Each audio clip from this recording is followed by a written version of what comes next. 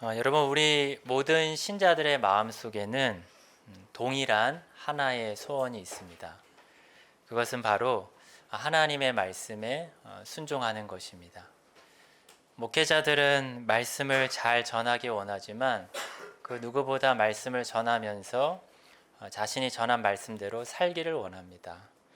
또 성도분들은 말씀을 들으면서 말씀을 실천하기를 원합니다. 그런데 이 야고보서가 바로 우리의 동일한 소원이 담긴 책입니다. 그래서 야고보서는 이 신자의 순종, 신자의 행함을 주제로 하고 있는 책입니다. 특히 야고보서는 순종을 중요하게 가르치기 때문에 우리가 구체적으로 어떠한 영역에서 순종을 해야 하는지 그 편지 전체에서 가르쳐주고 있습니다. 예를 들어서 야고보서 2장에서는 이웃사랑에 대해서 가르치면서 특히 가난한 사람들을 돕고 구제하는 이웃사랑의 행함을 가르쳐 줍니다. 또한 3장에서는 우리가 언어를 사용하는 것과 관련해서 악한 말을 절제하고 바른 언어를 사용하는 행함에 대해서 가르쳐 주고 있습니다. 그리고 야고보서 4장과 5장에서는 우리가 세상과의 관계에서 우리가 세상의 정욕에 물드는 그런 더러움으로부터 우리를 정결하게 지키는 세상과의 관계에서의 정결한 행함에 대해서 가르쳐 주고 있습니다.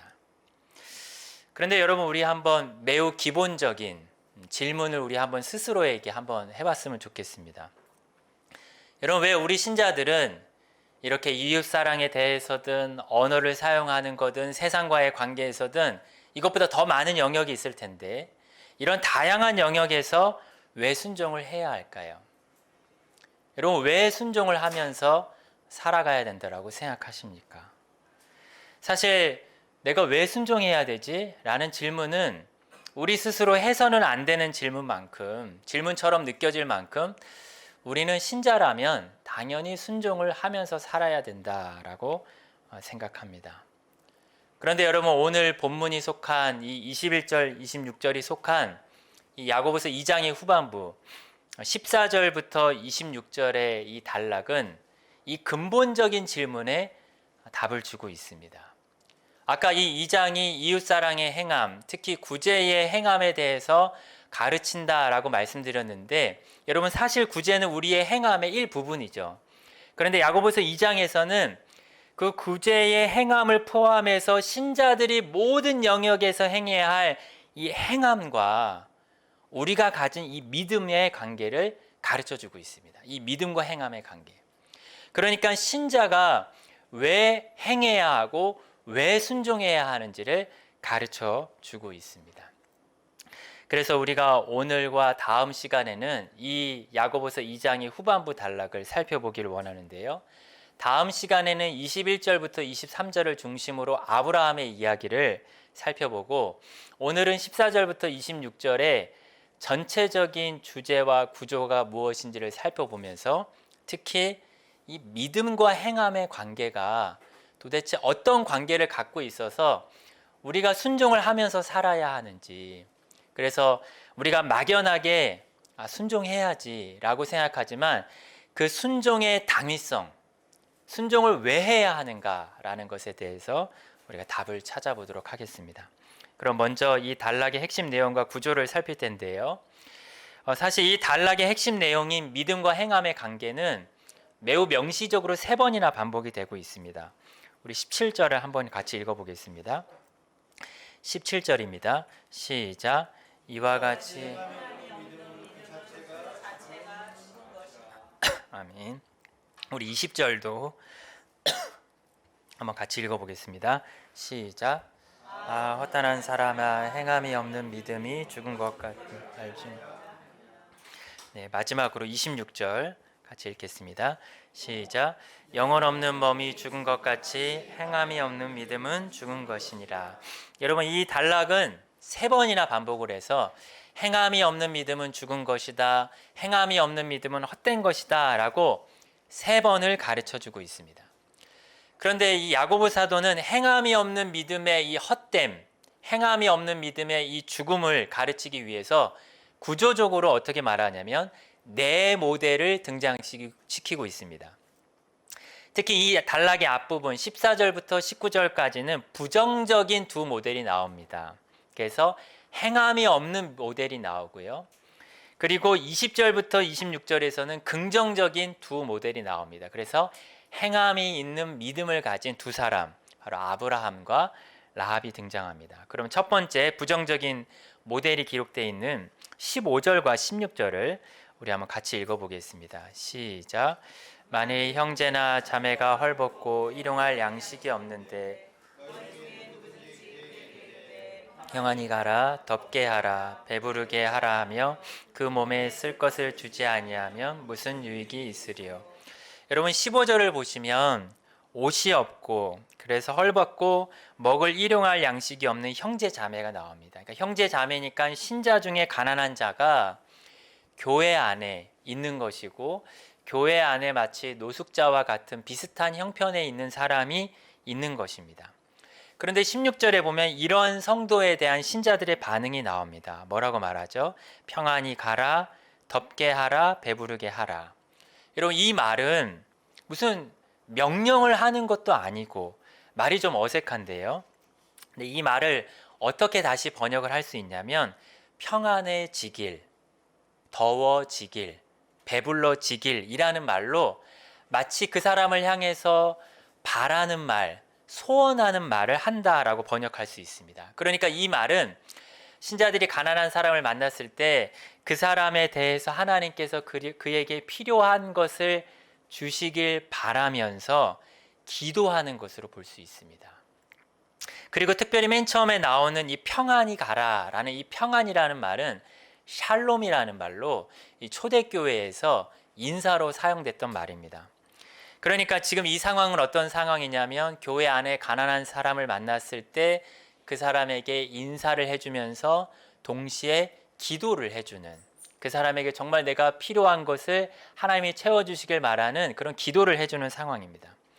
그런데 이 모델에서 나타내고자 하는 중요한 것은 인사도 하고 교제의 끈을 이어가고 기도를 해주지만 정작 필요한 것을 공급하는 행동은 하지 않는다는 것입니다. 그래서 이 부정적인 첫 번째 모델이 확실하게 보여주는 것은 말만 하고 실제로 행동으로 옮기지 않는다면 그것이 가난한 자에게는 실제로 아무런 유익이 되지 않는다는 것입니다. 16절에 뭐라고 돼 있죠? 마지막에 무슨 유익이 있으리요 라고 말하고 나서 우리가 아까 읽었던 17절은 뭐라고 말하죠? 다시 한번 17절 함께 읽어보겠습니다. 시작. 이와 같이 행함이 없는 믿음은 그 자체가 죽은 것이라. 그러니까 행함이 없는 구제가 유익을 주지 못하듯이 이와 같이 행함이 없는 믿음도 너에게 유익을 주지 못한다. 14절에서 뭐라고 말하죠? 행함이 없는 믿음이 구원을 하겠느냐라고 구원의 유익을 주지 못한다라고 말을 했습니다. 그리고 이어서 18절과 20절에는 두 번째 부정적인 모델이 나오는데요. 바로 귀신입니다. 우리 19절만 한번 읽어보겠습니다. 시작. 내가 하나님은 한 분이신 줄을 믿느냐 잘하는도다. 귀신들도 믿고 떠느니라. 여러분 야고보 사도는 성도들에게 하나님이 한 분이신 줄 믿느냐라고 질문을 하고 나서 성경은 귀신들도 하나님이 한 분이신 줄을 믿는다라고 말합니다.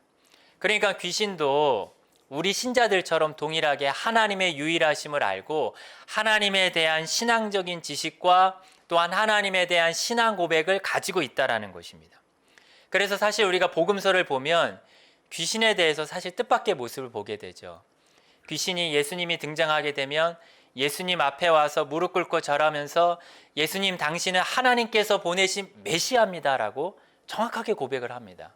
사람들은 거절하는데 귀신은 정확하게 고백하면서 메시아의 의미를 정확하게 압니다. 예수님이 보내신 구원자고 심판자이기 때문에 자신들이 마지막 날에 무적행에 보낼 심판자라는 것을 정확하게 알고 있습니다. 하지만 여러분 귀신은 어떠합니까? 타락한 천사들입니다. 그래서 불순종합니다. 그래서 그들에게는 행함이 없습니다. 사실 야고보서 1장부터 5장까지 읽다 보면 매우 거북한 느낌을 드는 그런 구절들이 많이 있는데 그 중에 하나가 바로 이 부분입니다. 그러니까 사도는 우리가 성경을 읽을 때 매우 거북하지만 우리 신자들에게 신앙적인 지식이 있고 신앙 고백이 있다 할지라도 행함이 없으면 너희의 믿음은 귀신과 동일한 종류의 믿음을 가진 것이다 라고 말하고 있는 것입니다. 그러니까 여러분, 이 부정적인 두 가지 모델, 구제하지 않는 사람과 귀신만을 보아도 우리가 무엇을 알 수 있을까요? 믿음과 행함의 관계가 결코 뗄 수 없는 관계를 가지는 것이다 라는 것을 알 수 있습니다. 그럼 여러분, 도대체 이 믿음과 행함의 관계는 구체적으로 어떤 관계를 가지는 것일까요? 그 관계는 긍정적인 두 모델에서 확인할 수 있는데요. 우리 첫 번째 모델인 아브라함을 한번 21절을 한번 읽어보겠습니다. 21절입니다. 시작. 우리 조상 아브라함이 그 아들 이삭을 제단에 바칠 때 행함으로 의롭다함을 받은 것이 아니냐. 여러분, 우리가 잘 알듯이 아브라함은 창세기 22장에서 그의 신앙이 매우 완숙한 나이에 하나님께 시험을 받았습니다. 네가 사랑하는 아들 독자 이삭을 바쳐라. 그런데 아브라함은 정말 어려운 시험이었지만 하나님을 향한 믿음이 온전해졌기 때문에 하나님의 약속을 믿고 신뢰했습니다. 그래서 믿음으로 순종을 하고 믿음으로 행함을 했습니다. 그런데 여러분, 이런 아브라함의 행함 있는 믿음의 결과에 대해서 21절 마지막에 뭐라고 말할까요? 행함으로 의롭다함을 얻은 것이 아니냐. 행함으로 의롭다함을 얻었다라고 말합니다. 그리고 이어서 네 번째 모델, 긍정적인 두 번째 모델 라합의 사례를 한번 25절에서 한번 보겠습니다. 25절을 읽겠습니다. 시작. 또 이와 같이 기생 라합이 사자들을 접대하여 다른 길로 나가게 할 때에 행함으로 의롭다함을 받은 것이 아니냐. 여러분, 아브라함과 다르게 라합은 이방인입니다. 아브라함의 자손도 아니고 특별히 멸망당하게 될 가나안 땅의 여리고 성에 있었습니다. 하지만 독특하게도 라합은 자신이 출애굽 과정에서 역사하셨던 하나님의 놀라운 능력의 소문을 들었을 뿐만 아니라 그것을 듣고 하나님을 믿었습니다. 그래서 아브라함과 동일한 성격의 믿음을 가졌는데 그것은 바로 가나안 땅을 아브라함의 자손들에게 주신다라는 그 약속을 라합은 믿었습니다. 그래서 라합은 믿었을 뿐만 아니라 매우 위험하지만 그 이스라엘 백성들의 정탐꾼 2명을 자신의 집에 접대를 했습니다. 그리고 그들이 안전한 길로 도망할 수 있도록 안내를 해줬습니다. 그러니까 라합은 믿음만 있었을 뿐만 아니라 믿음으로 행하고 순종을 했습니다. 그런데 이러한 라합의 믿음에 대해서 뭐라고 말할까요? 25절 끝에 보시면 행함으로 의롭다함을 받은 것이 아니냐. 그러니까 여러분, 아브라함과 라합의 공통점이 있습니다. 무엇이죠? 행함을 통해서 의롭다함을 받은 것입니다. 여러분, 이 사실이 너무나도 중요하기 때문에 야고보 사도는 이 사실을 강조하면서 아브라함과 라합 이야기 이 중간에 24절에 한 번 더 기록해 놨습니다.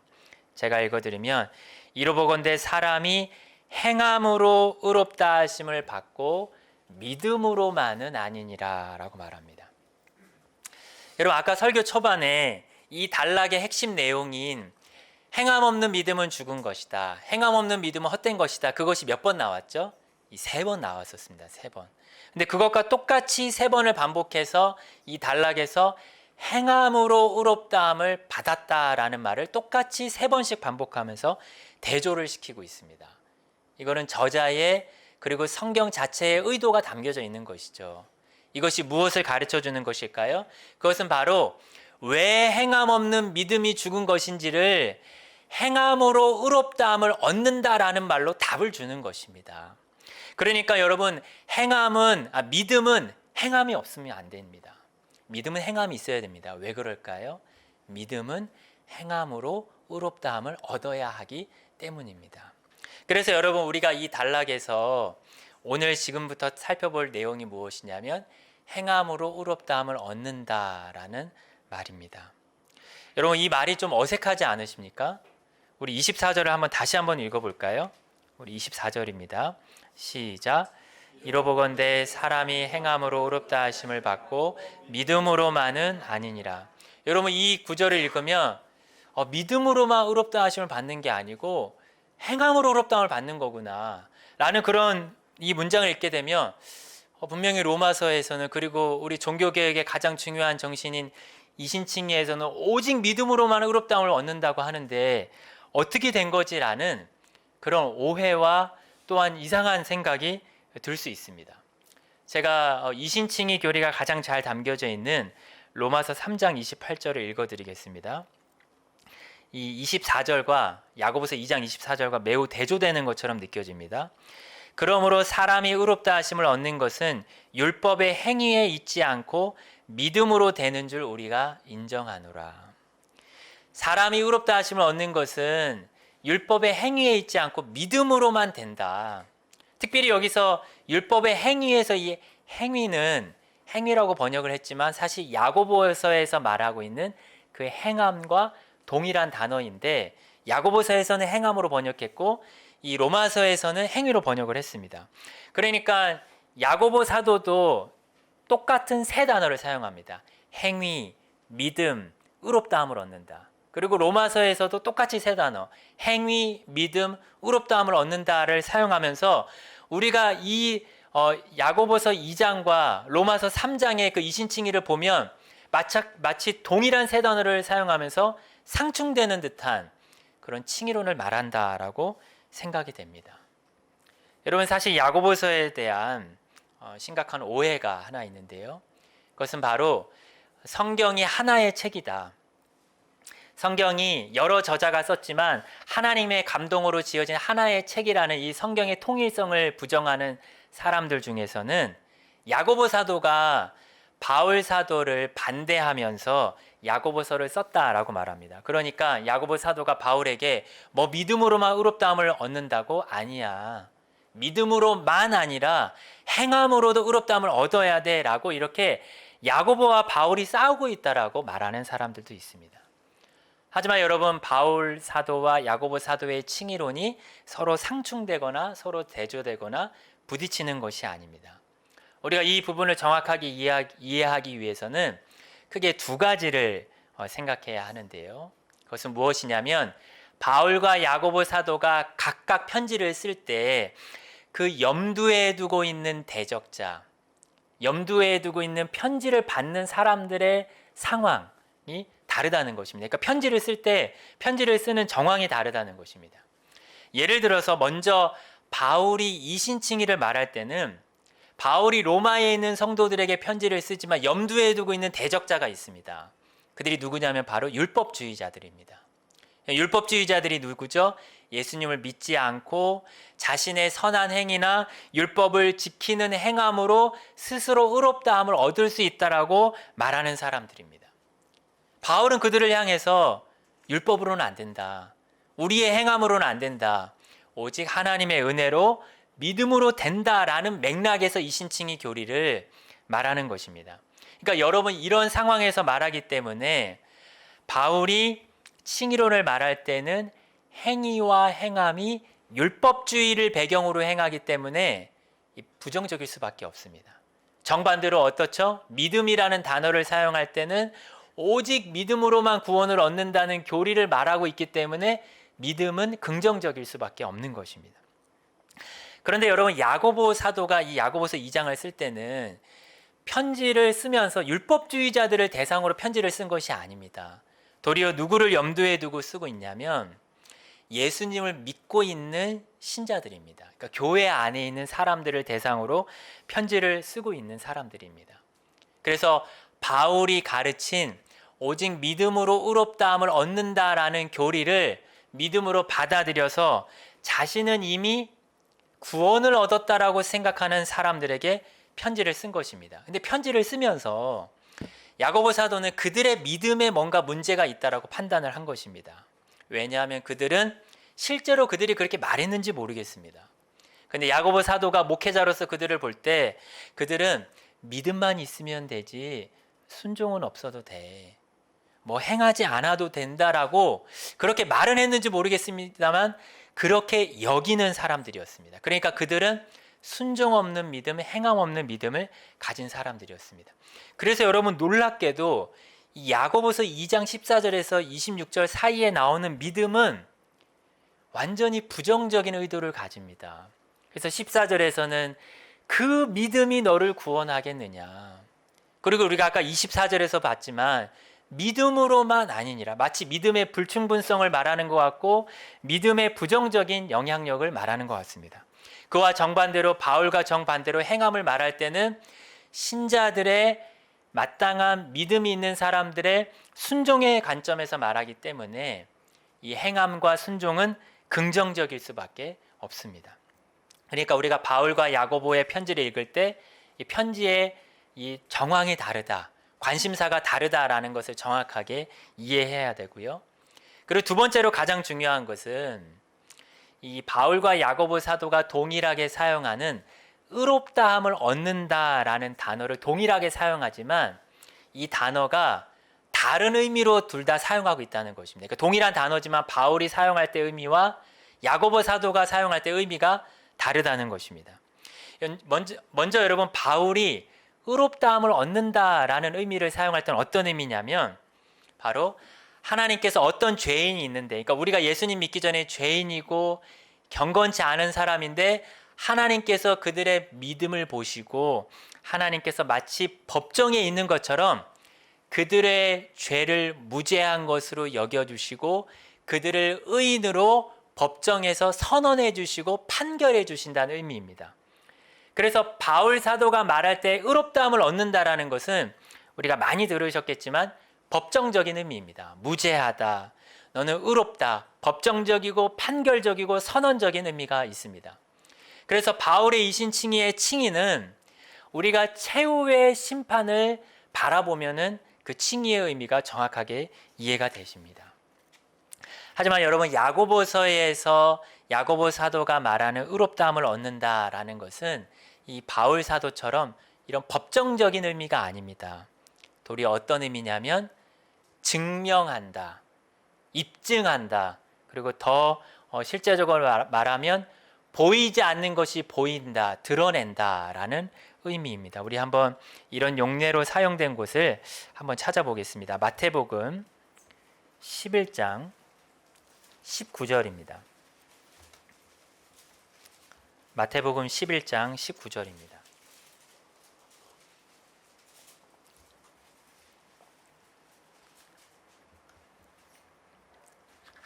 우리 한번 같이 한번 읽어보겠습니다. 시작. 인자는 와서 먹고 마심에 말하기를 보라, 먹기를 탐하고 포도주를 즐기는 사람이요 세리와 죄인의 친구로다 하니 지혜는 그 행한 일로 인하여 옳다함을 얻느니라. 여러분, 이 말씀은 예수님을 대적하는 사람들에게 하신 말씀인데요, 예수님을 대적하는 사람들이 예수님을 조롱했습니다. 예수님은 세례 요한처럼 금식도 안 하고 예수님은 오히려 먹기를 탐하고 쾌락적이고 되게 즐기는 사람이다 라고 대적자들이 예수님을 향해서 말하니까 예수님이 그들의 비난을 들으시면서 뭐라고 말씀하시냐면 19절 끝부분에 보시면 예수님이 자신을 지혜와 동일시하십니다. 그러면서 뭐라고 말하시냐면 지혜는 그 행한 일로 인하여 옳다함을 얻느니라. 그런데 여러분, 여기서 옳다함을 얻는다라는 단어가 의롭다함을 얻는다라는 이 칭이라는 단어와 동일한 단어인데 우리나라 성경으로 번역을 해올 때 옳다함을 얻는다라는 단어로 번역을 한 것입니다. 그런데 여러분, 이 단어는 번역에 좀 조정이 필요합니다. 그러니까 우리나라 성경이 좀 더 본문의 의미를, 원어의 의미를 더 명확하게 보여주지 못하는 식으로 번역이 됐는데 대부분의 영어, 권위 있는 영어 성경들은 이 11장 19절의 끝부분을 어떻게 번역했냐면 정당성이 입증되었다, 증명되었다, 보여진다, 이렇게 번역을 했습니다. 그래서 이 부분을 다시 번역해서 읽어드리면 지혜가, 그러니까 예수님이 행한 일로 인해 그 예수님의 정당함이 입증되고 증명되었다라고 대부분 영어 성경들은 번역을 했고 그렇게 번역을 해야지 저는 옳다고 생각을 합니다. 그럼 여러분, 여기서 중요한 것이 지혜와 행한 일의 관계가 중요합니다. 여러분, 지혜와 행함의 관계가 어떻게 되죠? 여러분, 지혜는 보일까요? 보이지 않을까요?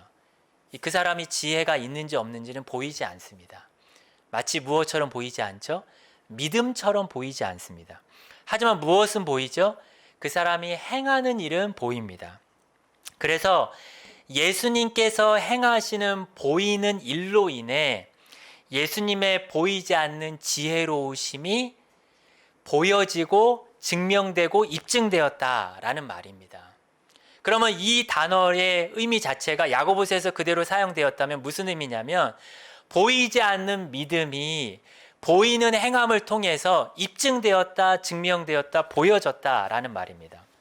다시 말씀드리면 야고보서 2장에서 아브라함이 시험을 받았는데 이삭을 제단에 바치라는 시험을 받았는데 이삭을 제단에 바치는 행함으로 그의 보이지 않는 믿음이 입증되었다, 증명되었다라는 의미입니다.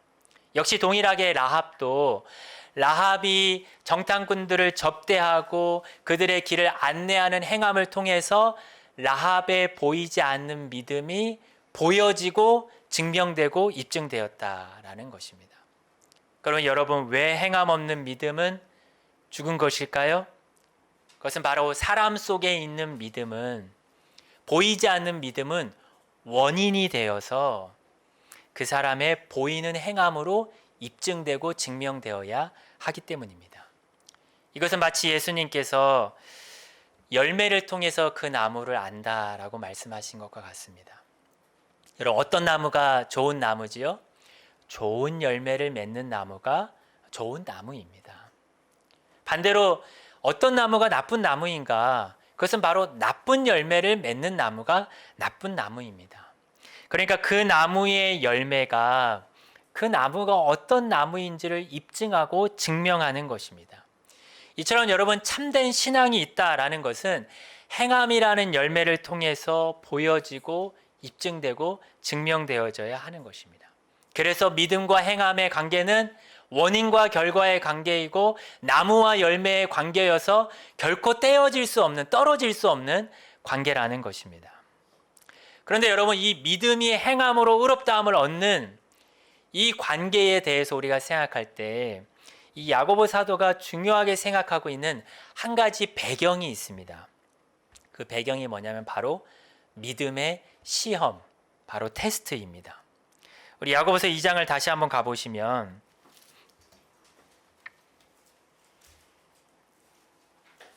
야고보서 2장 21절에서 뭐라고 말씀하냐면 우리 조상 아브라함이 그 아들 이삭을 제단에 바칠 때에 행함으로 의롭다함을 받은 것이 아니냐라고 되어 있습니다. 그런데 여러분, 이 부분에 대해서 우리가 분명하게 생각할 것은 바로 시험을 받을 때입니다. 아브라함이 이삭을 제단에 바치라는 시험을 받았습니다. 그 창세기 22장에 보면 하나님이 아브라함을 시험하셨다라고 말합니다. 그리고 라합에 대해서는 여호수아의 본문이 시험이라고 말하지 않지만 이 여리고성 안에서 라합은 동족들, 그것도 다수의 동족들을 배반해야 하는 큰 시험 속에서 자신의 믿음을 입증한 것입니다. 그러니까 믿음이 행함을 통해서 입증되는 중요한 배경이 무엇이냐면 그것은 바로 하나님의 테스트입니다. 하나님의 시험입니다. 근데 이 시험을 야고보 사도가 매우 중요하게 생각하기 때문에 우리가 지난번에 살핀 야고보서의 시작 자체가 시험으로 시작합니다. 1장 2절을 한번 보시면 내 형제들아 너희가 여러 가지 시험을 만나거든 온전히 기쁘게 여기라. 그러니까 우리 신자들이 이 땅을 살아가면서 수많은 하나님의 테스트를 경험하면서 살아간다는 것입니다. 그런데 사도는 이런 테스트를 기쁘게 여겨라 라고 말합니다. 왜 그럴까요? 시험이 무슨 역할을 하기 때문일까요? 1장 3절을 보시면 시험을 다른 말로 바꿔서 표현합니다.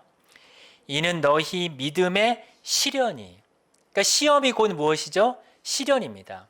그런데 시련이라는 단어가 헬라어로 도키모스라는 단어인데 이 단어가 무슨 뜻이냐면 원래는 입증, 증명이라는 말입니다. 그러니까 행함으로 의롭다함을 얻는다라는 단어와 똑같은 말이죠. 그러니까 시험을 만나면 왜 기뻐해야 되는가?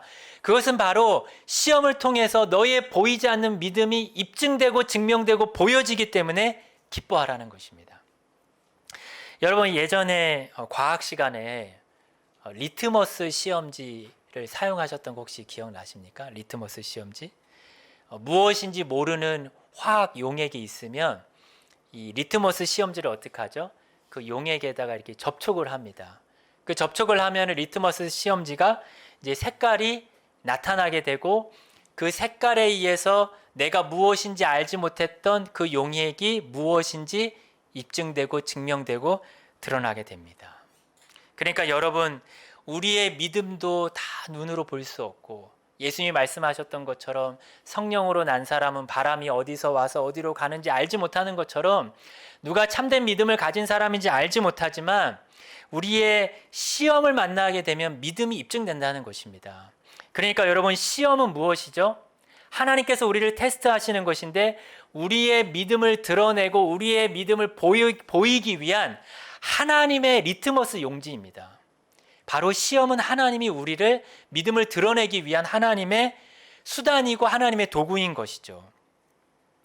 그럼 여러분, 우리의 삶 속에서 우리가 당하고 있는 시험은 무엇입니까? 때로는 여러분, 우리의 시험이 아브라함이 이삭을 바쳐야 하듯이 우리의 소중한 것을 포기하는 시험일 수 있습니다. 그러니까 여러분, 아브라함의 시험을 조금 더 쉽게 간단하게 말하면 우선순위에 대한 시험입니다. 그러니까 내가 소중하게 생각하는 것이 있고 내가 사랑하는 대상이 있다 할지라도 도리어 말씀의 우선순위를 두는지 확인받는 시험인 것이죠. 여러분, 하나님은 우리를 시험하실 때 어떻게 하실까요? 우리의 삶에 가지고 있는 우선순위를 드러내십니다. 그리고 그 우선순위가 드러나는 것을 통해서 무엇을 드러내실까요? 우리의 믿음도 드러내십니다. 그러니까 여러분, 더 단순하게 말하면 그 사람의 신앙이 참된지 거짓인지, 아니면 그 사람의 신앙이 성숙했는지 미약했는지는 그 사람의 우선순위가 어디에 있는지를 보면 됩니다. 나의 시간의 우선순위가 어디에 있는지, 내가 인간관계를 맺으면서 살아가고 있는데 나의 인간관계의 우선순위가 어디에 있는지, 나의 인생의 목표의 우선순위가 어디에 있는지, 내가 사용하는 돈의 우선순위가 어디에 있는지를 보면 됩니다. 여러분, 사람이 우선순위가 평소에는 잘 안 드러납니다. 근데 아브라함처럼 시험을 딱 받으면, 그 상황이 딱 주어지게 되면, 어떤 어려움이 생기고 어떤 순간이 오면 그 사람의 우선순위가 그 사람 속에 있는 게 딱 드러날 수밖에 없는 것입니다.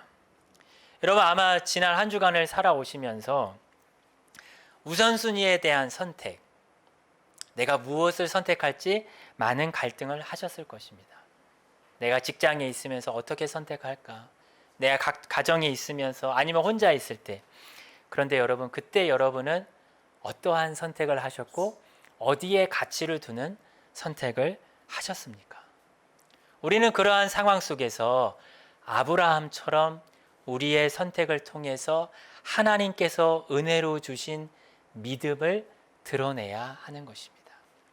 또한 여러분, 우리의 시험은 라합과 같은 시험일 수 있습니다. 여러분, 라합은 사실 우리가 상상하는 것과 정말 비교할 수 없을 정도로 라합은 그 여리고성 안에서 자신의 동족을 배반해야 하는 시험을 받은 것입니다. 그 큰 위험을 간수한 것입니다. 라합은 쉽게 말해서 다수가 선택하는 어떤 편리함, 그런 안전함을 포기해야 하는 시험을 받은 것입니다. 그러니까 신약으로 표현하면 넓은 길을 포기하고 좁은 길을 선택하느냐 마느냐 하는 시험을 받은 것입니다. 여러분, 라합도 사람인데 그냥 안 믿는 사람들처럼, 자기 동족들처럼 그냥 편안한 방식대로, 그냥 편리한 방식으로 살고자 하는 달콤한 유혹을 당연히 받았을 것입니다. 그런데 여러분, 그의 믿음은 언제 드러났을까요? 그의 편리함과 편안함을 거절했을 때 드러난 것입니다.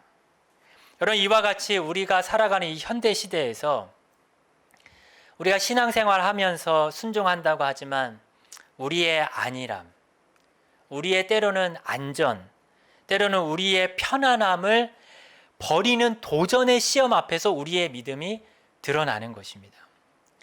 여러분, 사실 우리가 살아가는 이 시대는 정말 내가 편하고 내가 좋고 내가 보장받는 것이 옳은 시대입니다. 그것이 권리이고 그것을 침해받으면 안 되는 시대이고 내가 좋고 편하면 그것이 다 되는 시대입니다. 내가 왕인 시대죠. 하지만 여러분, 그런 시대 속에서 살아간다 할지라도 참된 신앙은 내가 불편하고 내가 싫은 곳이 와고 내가 어려움이 와도 때로는 질병이 오고 고난이 와도 좁은 길을 가는 것입니다. 그래서 때로는 내 주변 사람들이 아무도 사랑하지 않는 것 같습니다. 그래도 믿음을 가지고 사랑하면서 그 길을 가는 것입니다.